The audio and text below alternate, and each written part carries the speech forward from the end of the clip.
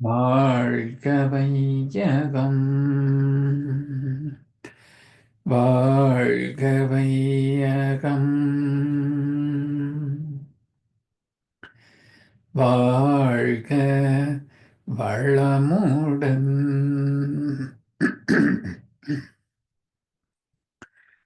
சிந்தனையை, உடல் நலத்தை சீரமைத்து ஓய்வித்த குருவே வாழ்க, குருவே துணை.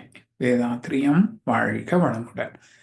இன்று வரை உலகில் தோன்றிய அனைத்து சித்தர்களும் ஞானிகளும் மகான்களும் மற்றும் வேதாத்திரிய கோட்பாடுகளை அர்ப்பணிப்புணர்வோடு அகிலமெங்கும் உணர்வாக்கிக் கொண்டிருக்கும் ஞானாசிரியர்களின் மதிநுட்பமும் குருவர்களோடு சுக்குமமாய் நம்மை சூழ்ந்திருந்து நாம் உய்வதற்கு துணை நிற்குமாக என்று சங்கல்பித்துக் கொண்டு இன்றைய தவ நிகழ்வை இறைவணக்கம் குரு வணக்கத்தோடு நாம் இனிதே துவங்குவோம். இறைவணக்கம் பாட அருள்நிதி ஸ்ரீராம் ஜேபி ஐயா அவர்களும் குரு வணக்கம் பாட அடியேன் பாடுகிறேன். வாழ்க வளமுடன். குருவே துணை. இறை வணக்கம். ஆதி எனும் பரம்பொருள் மெய் எழுச்சி பெற்று அணுவென்ற உயிராகி அணுக்கள் கூடி மோதி இணைந்து இயங்குகின்ற நிலைமைக்கேற்ப மூலகங்கள் பலவாகி அவை இணைந்து பேதித்த அண்ட கோடிகளாய் மற்றும் பிறப்பிறப்பிடை உணர்தல் இயக்கமாகி நீதி நெறி உணர் மாந்தராகி வாழும் நிலை உணர்ந்து தொண்டாற்றி இன்பம் காண்போம். வாழ்க வாழ்க வளமுடன்.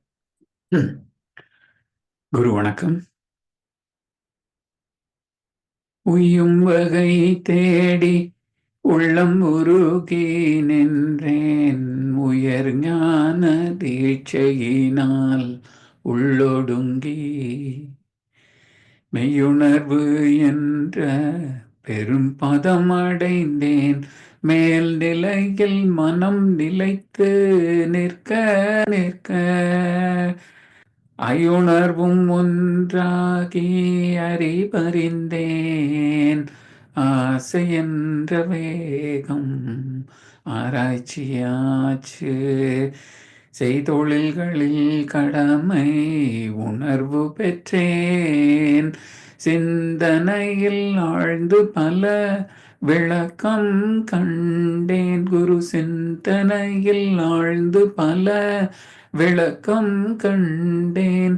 குருவே துணை, குருவே துணை, குருவே துணை, குருவே துணை, குருவே துணை. வாழ்க வையகம், வாழ்க வையகம், வாழ்க வளமுடன். இன்று நமக்காக ஆழ்ந்த 9 மைய தவம் நடத்திய அருள்நெறி கார்த்திகேயன் ஐயா அவர்களை வாழ்த்துவோம். அருள்நெறி கார்த்திகேயன் ஐயா அவர்கள் வாழ்க வளமுடன். அவர்களின் அன்பு குடும்பம் வாழ்க வளமுடன். அவர்களின் உடல் நலம், பொருள் வளம், மனவளம் மற்றும் அவர்களின் ஆன்மீக தொண்டு வாழ்க வளமுடன், வாழ்க வளமுடன், வாழ்க வளமுடன்.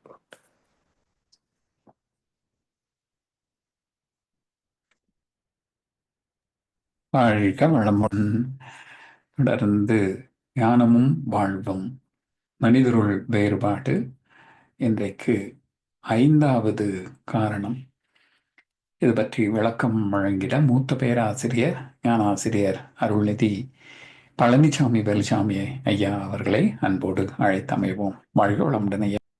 வாழ்க வளமுடன் ஐயா. வாழ்க வையகம், வாழ்க வையகம், வாழ்க வளமுடன். குரு வாழ்க, குருவே துணை. சான்ற பெருமக்களே, ஞான களஞ்சியம் கவிதையிலே மனிதர் வேறுபாடு தலைப்பிலே 16 காரணங்களில் 5வது காரணமாகிய கல்வியை பற்றி இன்றைய சிந்தனை மேற்கொள்கின்றோம். பொதுவாக இந்திய கல்வி முறை என்பது நினைவாற்றின் அடிப்படையிலே இன்றைக்கு அமைந்துவிட்டது. ஆக்கப்பூர்வமான அறிவை வழங்கக்கூடிய கல்வி இல்லை. விவேகானந்தரே சொல்வார், இந்த அட்டை கல்வி அறிவை தராது. அறிவென்பது சிந்தனையால் வரக்கூடிய ஆக்கத்திறம். இதை அறிமுகப்படுத்தி நடைமுறை வைத்திருந்தது ஆங்கிலேயர்கள் இந்தியாவை அடிமைப்படுத்துவதற்கு முன்பு இருந்த குருகுல கல்வி. கல்வி என்பது என்ன என்பதை பற்றி இலங்கை ஜெயராஜ் ஐயா அவர்கள் அற்புதமான ஒரு உதாரணம் சொல்வார்கள். ஒரு நீர் இறைக்கும் இயந்திரம், மோட்டர் பம்ப் செட்டு, அதை கிணற்றிலே பொருத்திய பிறகு மேலிருந்து தண்ணி உள்ள விடணும். ஃபுட்பால் வரைக்கும் போய் தண்ணி நிறைந்த பிறகு அதை இயக்கினால் முதல்ல நாம் ஊற்றிய தண்ணீர் வரும். அதன் பிறகு தொடர்ந்து கிணற்றில் இருக்கின்ற தண்ணி வெளியே வரும். இது போல நாம் ஊற்றுகின்ற தண்ணீர் இருக்க, இது போன்றதுதான் கல்வி. உள்ளே இருந்து தொடர்ந்து வெளியே வருகிறது அறிவு, அது அறிவு. அப்ப கல்வியின் பயன் அறிவின் சிந்தனை திறத்தை தூண்டிவிட வேண்டும். பகுத்துணர்வு என்ற சிறப்புமிக்க 6ஆம் அறிவு. இது உணர்வுகளால் பெறுகின்ற அனுபவங்களில் உள்ள சீர்மைகளில் சில சமயங்களில் ஏற்படுகின்ற சீர்கேடுகளை, சீர்மைக்கும் சீர்கேடுகளுக்கும் உள்ள பேதங்களை விளக்குவதற்கு மொழியை உருவாக்கியது. மொழி என்பது உணர்வுகளை வெளிப்படுத்துகின்ற வார்த்தைகள் தானே. தன் அனுபவங்களை வெளிப்படுத்துவதற்கும் மற்றவர் அனுபவங்களை தெரிந்து கொள்வதற்கும் அவசியமானது மொழி. எல்லாம் வல்ல இறையே எல்லாமாக மாற்றம் பெற்ற போது தோன்றிய முதல் விதி தூரம், பருமன், வேகம். 2வது விதி விண் பிறந்த போது இயற்கை விதியானது. அதுல காலம், தூரம், பருமன், வேகம் 4 பரிமாணங்கள். இதுதான் கணிதத்திற்கு அடிப்படை. இயற்கையும் கணிதத்துக்கு உட்பட்டது தானே. இதை உணர்ந்த ஞானிகள் இதை விளக்குவதற்கு கண்டெடுத்த வகைதான் மொழி. மொழிதல் என்ற வினை சொல்லே மொழி என்ற பெயர் சொல்லாகிறது. கணிதம், மொழி என்ற 2 அம்சங்கள் வாழ்வுக்கு அடிப்படை. அதாவது தெய்வத்தையும் தெய்வ நீதியையும் விளக்குகின்ற ஊடகம் கல்வி. உணர்ந்தவர்கள் உணராதவர்களுக்கு விளக்குவதற்காக எடுத்துக்கொள்ளும் முயற்சிக்கு ஊடகம் கல்வி. இயற்கை விதியை புரிந்து கொள்வது எழுத்தறிவு. இயற்கை வளங்களை வசதிகளாக உருமாற்றுகின்ற செயல்களை அறிந்தவர்கள் அறியாதவர்க்கு விளக்குகின்றது தொழில் அறிவு. எனவே கல்வியில் எழுத்தறிவு, தொழில் அறிவு, இயற்கை அறிவு மற்றும் இயற்கை தத்துவத்தை, இயற்கை விதியை மதித்து வாழ்கின்ற ஒழுக்க பழக்கம் என்ற 4 துறைகள் அமைந்திருக்கின்றன. இந்த 4 கோட்பாடுகளில் இறையை மையமாக வைத்து இறை நீதியை மதித்து வாழும் அறநெறியை போதித்திருந்தால் கல்வியின் நோக்கத்திற்கு ஏற்றவாறு முழுமை பெற்றிருக்கும், சமுதாயம் நலம் பெற்றிருக்கும். பிரம்மத்தை அனுசரித்து வாழும் அறநெறியை கற்ற பிறகு குருகுலத்திலிருந்து இல்லறவாசத்திற்கு வருவது கிருகஸ்தம். இல்லறத்தில் தொழில் செய்து அறநெறிப்படி பொருள் ஈட்டி வாழ்க்கை துணையோடு சுகங்களை துய்ப்பது வீடு பெற்று அடையும் வகையில் அமைந்ததே. இதுதான் குறள் நெறி வாழ்க்கை. அறத்துப்பால், பொருட்பால், இன்பத்துப்பால். இதை வடமொழியிலே பிரம்மச்சரியம், கிருஹஸ்தம், வானப்பிரஸ்தம், சந்நியாசம் என்று 4 நிலைகளில் படிப்படியாக பக்குவமாக்கி ஒரு மனிதனை நிறை மனிதனாக மாற்றுகின்ற சாதனை மார்க்கமே குருகுல கல்வி. பிரிட்டிஷ் அரசாங்கம் இந்தியாவில் கால் பதித்த போது தோன்றிய மெக்கலே கல்வி முறை, அது ஒரு விஷ விதை. இன்று வரை மாற்ற முடியாமலும் விஷம் என்பதே தெரியாமலும் இந்தியா தவிக்கிறது. இந்த கல்வி முறையில் எழுத்தறிவும் தொழிலறிவும் மையம் கொண்டதே தவிர இயற்கை அறிவுக்கும் ஒழுக்க பழக்கத்திற்கும் அங்கே இடமில்லை. விளைவு என்ன ஆனது? வாழ்க்கை வசதிகளை பெருக்கிக் கொண்டோம். ஆனால் வாழ்க்கையை தொலைத்து விட்டோம். 1000 இருந்தும் வசதிகள் இருந்தும் நோ பீஸ் ஆஃப் மைண்ட். ஏன்? Good people have peace of mind, bad people have pieces of mind. எனவே நம்முடைய முன்னோர்கள் வாழ்ந்த காலத்தை விட இன்றைக்கு ஏகப்பட்ட வசதிகள் நிறைந்திருந்தும் அதற்கு மேல் குற்றங்களும் பெருகி காவல்துறை, நீதித்துறை என்று விரிந்து கொண்டே போகின்றன. பிரம்மத்தை அனுசரித்து வாழ்கின்ற வாழ்க்கை முறை அறம் என்பது தலைமறைவாகி கல்வி என்பதனுடைய பொருளே அனர்த்தமாகிவிட்டது. பள்ளி கல்லூரியை காணாத வள்ளுவரும் நியூட்டன் போன்ற சிந்தனையாளர்களும் கண்ட விதிகளை கண்டெடுத்து ஆராய்ந்து இதிலே முனைவுப்பட்டம் பெற்ற பலர். வள்ளுவர் யாரும் டாக்டர் வள்ளுவர் சொல்றது இல்லை. நியூட்டனை யாரும் டாக்டர் நியூட்டன் என்று சொல்வதில்லை. ஆனால் அவர்கள் விதிகளை படித்த பல பேர் டாக்டரேட், முனைவர் பட்டம் வாங்கியிருக்கிறாங்க. எனவே முன்னோர் அறநெறி வகுத்திருந்தும் கல்வி மூலம் மக்களுக்கு கொண்டு சேர்க்காததால் அறம் முடமாகிவிட்டது. எனவே இன்றைக்கு இருக்கின்ற கல்வி முறையை சீர்படுத்தி எதை கற்றுக்கொள்ள வேண்டும், எதை கற்றுக்கொள்ளக்கூடாது என்பதை வரைமுறைப்படுத்த வேண்டும், வகைமுறைப்படுத்த வேண்டும். வள்ளுவப்பிறந்து அற்புதமான இலக்கணம் தந்திருக்கின்றார். கற்க கசடர கற்பவை, கற்க கசடர கற்பவை. எதை கற்றுக்கொள்ள வேண்டுமோ அதை மட்டும் தெளிவாக ஐயமின்றி கற்றுக்கொள்ள வேண்டும். சரி, எனக்கு எல்லாம் தெரியும்பா, என்ன பயன்? கற்றதின் பயனே அதை செயல்படுத்துதல். கற்றபின் நிற்க அதற்கு தக. 7 வார்த்தையில ஒரு முழு இலக்கணத்தை தந்துவிட்டார் வள்ளுவர்.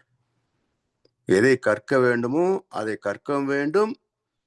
காரணம், அது வாழ்க்கைக்கு அவசியம் என்பதால் அதை பின்பற்றவும் வேண்டும். சீர் என்ற இயற்கை நீதி மட்டுமே கற்றுக்கொள்ள வேண்டியவை. எல்லாவற்றையும் கற்றுக்கொள் என்று மகான்கள் சொல்வதில்லை. களவும் கற்று மற என்பது போக்கத்தவன் சொன்ன வார்த்தை. கற்றது மறக்காது. அதனால் கற்க வேண்டிய சீர்மைகளை மட்டும் தெளிவாக, சந்தேகம் இல்லாமல் கசடு அற கற்க வேண்டும். கற்றதன் பயன் தனக்குள் என்ன தரமாற்றம் நிகழ்ந்திருக்கிறது என்பதை ஆராய்ந்து பார்த்து அடைவதற்கான முயற்சியை மேற்கொள்வதே. கற்றபடி வாழ்ந்து ஆன்ம ரீதியாக நிறைவு பெற்று மற்றவர்க்கும் ஒரு எடுத்துக்காட்டாக, வழிகாட்டியாக அமைய வேண்டும் என்பதுதான் கல்வியின் நோக்கம். எண் என்ப ஏன எழுத்து என்ப இவ்விரண்டும் கண் என்ப வாழும் உயிர்க்கு என்றார். ஏற்கனவே சொன்ன கருத்துதான். முதலில் இந்த உலகத்தில் உள்ளது கணக்கு தான். காலம், தூரம், பருமன், வேகம். இது விண் இயக்கத்தின் அலகுகள். இந்த கணிதத்தை கற்றுக்கொள்வதற்காக, தெரிந்து கொள்வதற்காக, பரிமாறிக்கொள்வதற்காக கண்டெடுத்த ஊடகம்தான் மொழி. அதனால் எண் முதலில், எழுத்து பிறகு. எண் என்ப, ஏனை எழுத்து என்ப, இவ்விரண்டும் கண் என்ப வாழும் உயிர்க்கு. ரெண்டுமே தெரிஞ்சிருக்கணும். அதாவது இந்த இரண்டும் அறிவு கண் தெரியவில்லை என்றால் அறிவு குருடு. இதைத்தான் மகாபாரதத்துல வியாச பகவான் திருதராஷ்டிரன் என்ற கதாபாத்திரத்தை தந்தார். திருதராஷ்டிரன் குருடன் என்பது கண்கள் குருடு என்பதல்ல, அறிவு குருடு. அறிவு குருடானால் ஆணவம் பிறக்கும்.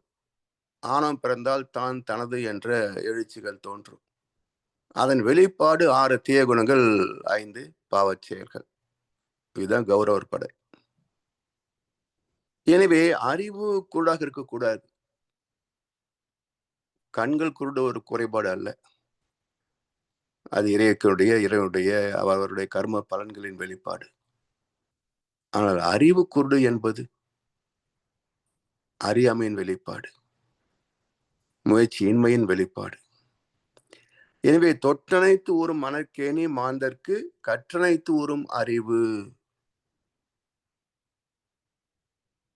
அதாவது மண்ணை தோண்டி தண்ணீர் தேடும் அன்பு தங்கச்சி, எண்ணெய் தோண்டி ஞானம் கண்டேன், இதுதான் என் கட்சி என்பார் கண்ணதாசன். மண்ணை தோண்ட தோண்ட நீர் சுரக்கும். தன்னை தோண்ட தோண்ட ஞானம் வெளிப்படும், அறிவு வெளிப்படும். எனவே தொட்டனைத்து ஊறும் மணற்கேணி மாந்தர்த்தம் கற்றனைத்து ஊறும் அறிவு. கற்க வேண்டிய விஷயங்களை எந்த அளவுக்கு ஆழமாக தெளிவாக கற்கிறோமோ அந்த அளவுக்கு அறிவின் வெளிப்பாடு, அறிவின் செயல்பாடு, அறிவின் பயன்பாடு வாழ்க்கையில் சிறப்புகளை சேர்க்கும். இப்படிப்பட்ட உயர்வை தரக்கூடிய கல்வியை ஒருவன் நாடவில்லை, தேடவில்லை, பயன் கொள்ளவில்லை என்றால் அவனை எப்படி மனிதன் சொல்ல முடியும்? யாதானும் நாடாமல் ஊறாமல் என் ஒருவன் சாந்துணையும் கல்லாதவாறு. சாகின்ற வரைக்கும் ஒரு குருவை தேடவில்லை, ஞானம் பெறவில்லை, இறைவன் உணரவில்லை, தர்மத்தை புரிந்து கொள்ளவில்லை, அதன்படி தன்னை திருத்திக் கொள்ளவில்லை என்றால் திருந்தாத உள்ளங்கள் இருந்தன லாபம், வருந்தாத உருவங்கள் பிறந்தன லாபம். இருந்தாலும் மறைந்தாலும் பேர் சொல்ல வேண்டும். இவன் போல யார் என்று ஊர் சொல்ல வேண்டும் என்று கவிஞர் வாலி எழுதியதை போல, கல்வியை ஒருவன் நாடவில்லை என்றால் அவன் பிறந்ததற்கும் வாழ்ந்ததற்கும் செத்ததற்கும் ஒரு அடையாளமும் கிடையாது. அதனால்தான் எப்பொழுதோ வாழ்ந்து முடிந்த மகான்கள், அவர்கள் முகமும் தெரியாது, முகவரியும் தெரியாது. ஏதோ சரித்திர புத்தகத்திலே அவங்களுக்கு தெரிந்த ஒரு உருவத்தை வரைஞ்சுக்குவாங்க. வள்ளுவருக்கு ஒரு உருவம் கொடுத்து வச்சிருக்கிறாங்க, புத்தருக்கு, வள்ளலாருக்கு, பாரதியாருக்கு. இந்த சரித்திர புத்தகத்தில் உள்ளது போலவா அவர்கள் இருந்தாங்க? இல்லை. எங்கே வாழ்ந்தார்கள்? முகவரி அதுவும் தெரியாது, முகமும் தெரியாது, முகவரியும் தெரியாது. ஆனாலும் அவருடைய அறிவு இன்றைக்கும் சமுதாயத்திற்கு வழிகாட்டுகிறது. யாரெல்லாம் அவர்களை தேடுகிறார்களோ அவர்கள் அறிவாக இருந்து அவர்களுக்கு தங்களது கருத்துக்களை வெளிப்படுத்தி வாழ்க்கையை செம்மைப்படுத்தி தருகிறார்கள். எனவே இவர்கள் வாழ்ந்ததற்கு அர்த்தமும் உண்டு, சரித்திரமும் உண்டு. தொடர்ந்து வருகின்ற மனித குலத்திற்கு பயன் தருவதால் ஆயிரக்கணக்கான ஆண்டுகள் ஆகியும் அவர்களை நினைவு கூர்கிறோம். 2050 ஆண்டுகள் ஆச்சு வள்ளுவருடைய வாழ்க்கை வரலாறு. இன்றைக்கும் நாம் அவரை நினைவு கூறுகிறோம் என்றால் அவர் காட்டிய வழிமுறைகளை இன்று வரைக்கும் சமுதாயம் பின்பற்றவில்லை என்ற ஒரு ஆதங்கத்தின் வெளிப்பாடுதான்.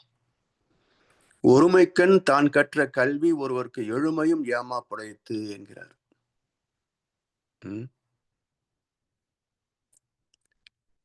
ஒருமைக்கண் தான் கற்ற கல்வி ஒருவருக்கு எழுமையும் ஏமாப்புடைத்து.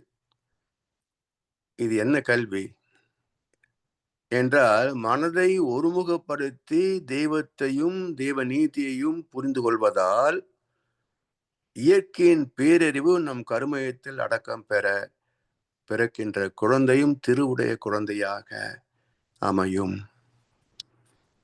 மகானின் தாய் தந்தையரும் முன்னோர்களும் அறத்தின்படி வாழ்ந்த அனுபவம் தொடர்ந்து வருகின்ற தலைமுறைகளுக்கும் பயனாகும். அதாவது ஒரு பழைய திரைப்பாடல வரும், பிறக்கும் போது பிள்ளை எல்லாம் ஒண்ணுதானப்பா, அது பெரியவனா வளரும்போது விஷயம் வேறப்பா, படிக்க வச்சு கண்ணை கொஞ்சம் திறந்து வையப்பா, உன் பரம்பரைக்கே ஒண்ணு போதும் கவனம் வையப்பா என்று ஏழைகளுக்கு ஒரு கதாநாயகன் அறிவுரை சொல்வதாக ஒரு பாடலுடைய 4 வரிகள்.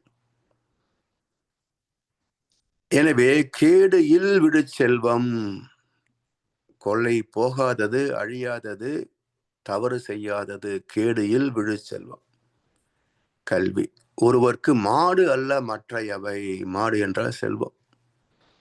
இதை விட சிறந்த செல்வம் என்ன?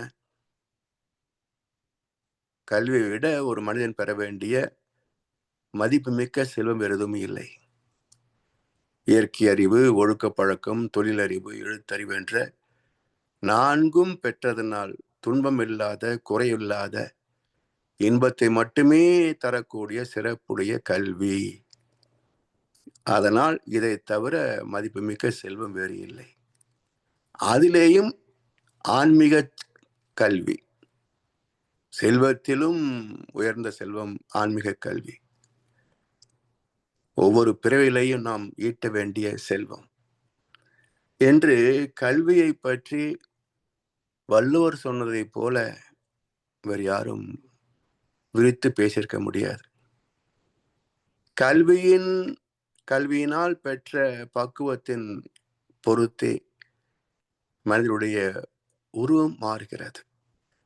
முக பாவனை எப்படி இருந்திருந்தாலும் அற வாழ்க்கையை மேற்கொள்கின்ற போது, தவம் செய்கின்ற போது, தவத்தின் தேஜஸ், அதனுடைய ஜீவாந்தத்தின் இருப்பு முகத்திலே ஒரு சாந்தத்தை தவழச் செய்யும். அப்ப கண்கள் இருப்பது முகத்துக்கு அழகு, கருணை இருப்பது கண்களுக்கு அழகு. அப்போ அது வசீகரத்தை தரும். அப்ப பிறக்கும் போது எந்த முகபாவனை தோற்றத்தில் இருந்தாலும் அந்த முகத்தை மாற்றி அமைக்கக்கூடிய சிறப்பு கல்விக்கு உண்டு, ஆன்மீக கல்விக்கு உண்டு. உருவமைப்பு, அதே போல குணம், அகத்தாய்வு பயிற்சிகள் சொல்றோம். பேராசை, சினம், கடும்பற்று, முறையற்ற பால் கவர்ச்சி, உயர்த்தால் மனப்பான்மை, வஞ்சம், பொறாமை, வெறுப்பு, தற்பெருமை, அதிகார போதை, எல்லாவற்றையும் நற்குணங்களாக மாற்றக்கூடிய வாய்ப்பு ஆன்மீக கல்வி. அப்ப குணம் மாறுகிறது, சிந்தனை திறம் மாறுகிறது. இவையெல்லாம் மாறுகின்ற போது, நாம் பெற்ற அனுபவத்தை மற்றவர்களுக்கு பகிர்ந்து கொள்கின்ற போது, நல்லவருடைய சமுதாயத்திலே நமக்கென்று ஒரு பெயர், ஒரு புகழ். இது எந்த புகழ் என்றால், ஒரு அறிவுரையின் மூலமாக மற்றவருடைய வாழ்க்கை தரமாற்றம் பெறுகின்ற போது அவர் நம்மை நினைவு கூறுகிறார்கள் அல்லவா, அதுதான் உயர் புகழ் என்று மகரிஷி சொல்வார்கள். இப்ப தினசரி அரசியல்வாதிகள் மோகங்கள் வருது, செய்திகள் வருது, சினிமா ஸ்டார், ஸ்போர்ட்ஸ் ஸ்டார்ஸ் எல்லாருடைய செய்திகளும் வருது.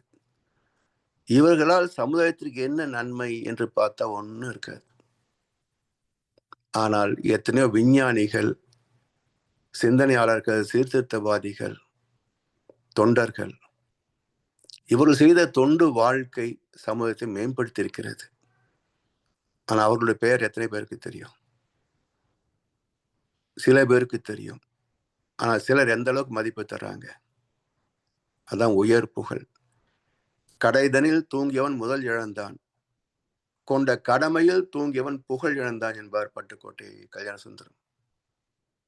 அப்போ கடமையை யார் சிறப்பாக துல்லியமாக செய்கிறார்களோ அவர்களுக்கு வந்து சேர்வது உயர்ந்த புகழ், ஃபேமஸ்.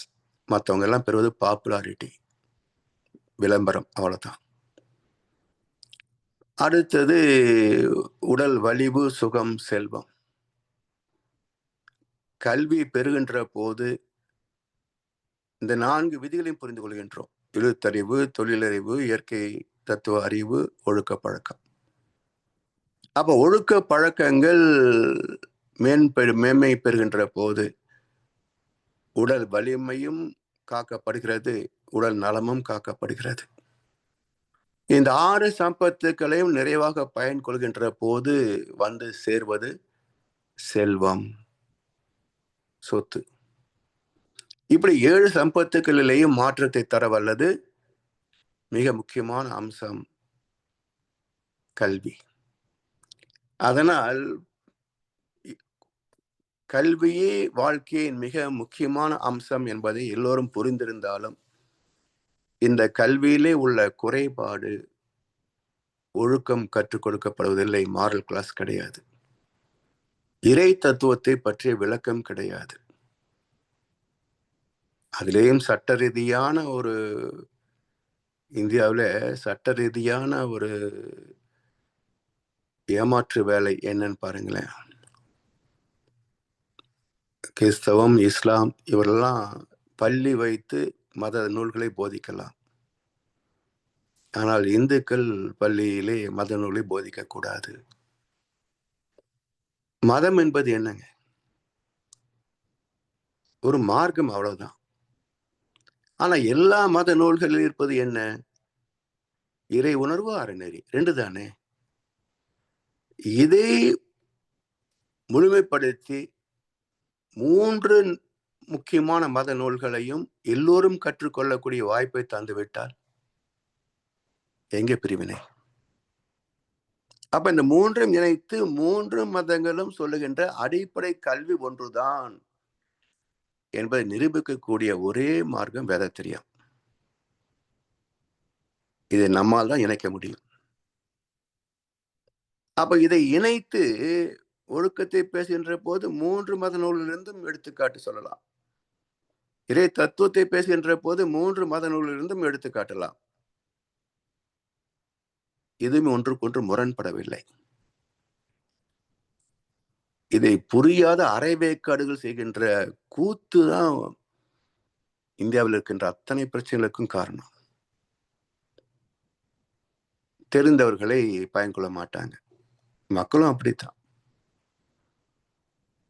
எனவே இந்த கல்வியை நீ நிறைவேவிட்டால் உலகமே அன்பிலேயும் பண்பிலேயும் சகோதரத்துவத்திலேயும் மேன்மை பெறும். ஓருலக ஆட்சி அமைவதற்கான வாய்ப்புகள் கூடி வரும் என்று சொல்லி வாய்ப்பளித்தனருக்கு நன்றி பாராட்டி இன்றைய உரை நிறைவு செய்கின்றோம். வாழ்கமுடன், வாழ்கமுடன், வாழ்க வையகம். வாழ்கமுடன் ஐயா. சிறப்பான விளக்கம். கல்வி கற்றதனாலாய பயனன் கொல். அருமையாக சிறப்பாக விளக்கம் வழங்கி வந்து கொண்டிருக்கும் மூத்த பேராசிரியர் ஞானாசிரியர் அருள்நிதி பழனிசாமி வேலுசாமி ஐயா அவர்களும் அவர்தம் அன்பு குடும்பத்தினரும் அருட்பேர் ஆற்றல் கருணையினால் உடல் நலம், நீளாயுள், நிறை செல்வம், உயர் புகழ், மெய்ஞானம் ஓங்கி வாழ்க வளமுடன், வாழ்க வளமுடன், வாழ்க வளமுடன். நன்றிகள் ஐயா. நன்றி அம்மா. வாழ்கமுடன். பாடல்கள் பாடி நிறைவு செய்யும் தருணம். வேதாத்திரிய பாடல் பாட அருள்நிதி ஸ்ரீராம் ஜேபி ஐயா அவர்களும், பிரம்மஞான கவி பாட அருள்நிதி கார்த்திகேயன் நாகேந்திரன் ஐயா அவர்களும், உலக நல வாழ்த்து பாட அருள்நிதி ஸ்ரீராம் ஜேபி ஐயா அவர்களும். வாழ்க வளமுடன். வேதாத்தி பாடல். போரில்லா நல்லுலகம், பொருள் துறையில் சமநீதி, நேர்மையான நீதி முறை, நில உலகிற்கு ஓராட்சி, சீர் செய்த பண்பாடு, சிந்தனையோர் வழிவாழ்வு, சிறப்புணர்ந்த பெண் மதிப்பு, தெய்வ நீதி வழிவாழ்தல், தேர் திருவிழா தவிர்த்தல், சிறுவர்க்கே விளையாட்டு, செயல் விளைவு உணர்கல்வி, சீர்காண்ட நிலை விளக்கம், பார் முழுதும் உணவு நீர் பொதுவாக்கல், பல மதங்கள் பல கடவுள் பழக்கம் ஒழித்து உண்மை ஒன்றை தேர்ந்தெடுதல். வாழ்க வளமுடன்.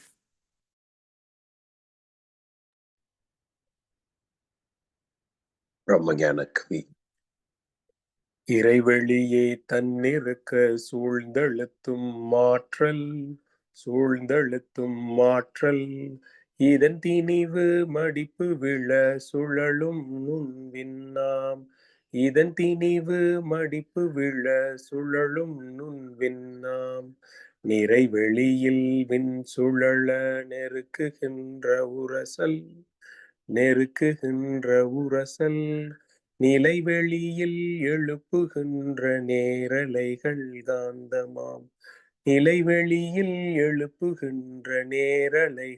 காந்தமாம் மறைபொருளாம் காந்தம் தன்மாத்திரைகள்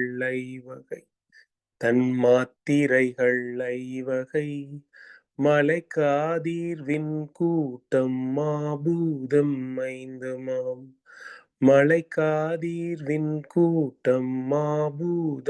ஐந்துமாம் முறையாய காந்த அலை மனமாம் உயிருடல்களில் மதி உயர்ந்தி உண்மை பெற மாபிரம்ம ஞானமாம்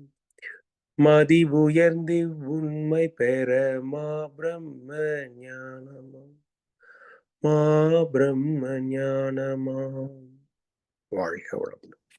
வாழ்க வளமுடன். உலக நல வாழ்த்து. உலகமெல்லாம் பருவமழை ஒட்டபடி பெய்யட்டும். உழவரெல்லாம் தானியத்தை ஓப்புடனே பெருக்கட்டும். பல தொழில்கள் புரிகின்ற பாட்டாளி உயரட்டும். தொகுத்துணர்வு பண்பாட்டை உயர்த்தட்டும். கலகங்கள் போட்டி பகை கடந்த ஆட்சி நடக்கட்டும். கல்லாமை கடன் வறுமை கலங்கங்கள் மறையட்டும். நலவாழ்வை அளிக்கும் ஞான ஒளி வீசட்டும். நம் கடமை அறவாழ்வின் நாட்டத்தே சிறக்கட்டும். வாழ்க வையகம், வாழ்க வையகம், வாழ்க வளமுடன். வாழ்க வளமுடன். இன்றைய தவத்திலே கலந்து கொண்ட நண்பர்கள், தவத்தை வழிநடத்தியோர், நற்சந்தனை வழங்கியோர், பாடல்கள் பாடியோர் அனைவரும் வாழ்க வளமுடன். அவரது அன்பு குடும்பம், அவரது உடல் நலம், மனவளம், பொருள் வளம், அருள் தொண்டு, ஆன்மீக தொண்டு வாழ்க வளமுடன், வாழ்க வளமுடன், வாழ்க வளமுடன். இத்துடன் இன்றைய காலை தவம் நிகழ்வோடும் இனிதே நிறைவு பெறுகின்றது. இறையருளும் குருவருளும் நம் அனைவரையும் எப்போதும் சூழ்ந்திருந்து இந்த இறைநிலை உணர்பயணத்திலே நம்மை சிறந்த முறையிலே வழிநடத்தட்டும் என அனைவரையும் வாழ்த்தி வணங்கி நன்றி கூறி அமைகிறோம். வாழ்க வையகம், வாழ்க வையகம், வாழ்க வளமுடன்.